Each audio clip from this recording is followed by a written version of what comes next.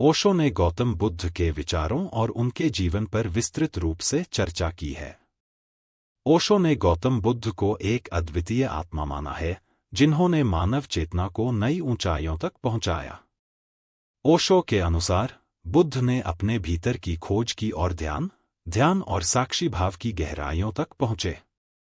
ओशो के अनुसार बुद्ध ने आत्मज्ञान की जो यात्रा की, वह न केवल उनके लिए बल्कि पूरी मानवता के लिए एक दिशा प्रदर्शक थी। ओशो ने बुद्ध के धम्म और विपस्सना ध्यान पर जोर दिया, जो व्यक्ति को अपने भीतर की गहराइयों में ले जाकर सच्चे अस्तित्व का अनुभव कराता है। ओशो ने यह भी कहा कि बुद्ध का संदेश समय के पार है और वह आज भी उतना ही प्रासंगिक है जितना उनके समय में था।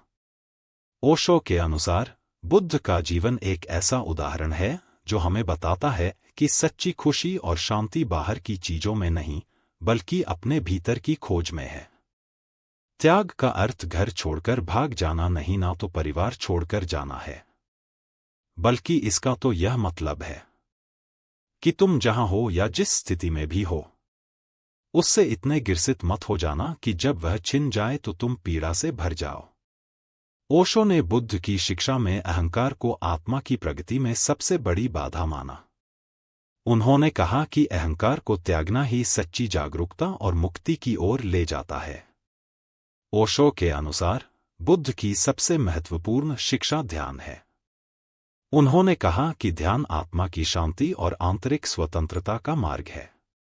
ओशो ने बुद्ध की ध्यान पद्धतियों को आधुनिक जीवन में प्रासंगिक बनाते हुए उन्हें सरल और प्रभावी तरीके से प्रस्तुत किया। ओशो ने गौतम बुद्ध को केवल एक धार्मिक गुरु के रूप में नहीं, बल्कि एक महान वैज्ञानिक के रूप में देखा, जिन्होंने आंतरिक विज्ञान का अन्वेषण किया और मानव मन की गहराइयों को समझा। ओशो के विचारों में गौतम बुद्ध की शिक्षा का गहरा प्रभाव था और उन्होंने बुद्ध के मार्गदर्शन में ध्यान और जागरूकता की नई विधियां प्रस्तुत की। ओशो ने बुद्ध को महाबोधि कहा, यानी वह जो जागृत है। उन्होंने बार बार इस बात पर बल दिया कि बुद्ध के सिद्धांतों को केवल एक दार्शनिक विचार के रूप में न लें, बल्कि उन्हें अपने जीवन में उतारें और आत्मिक विकास की ओर बढ़े।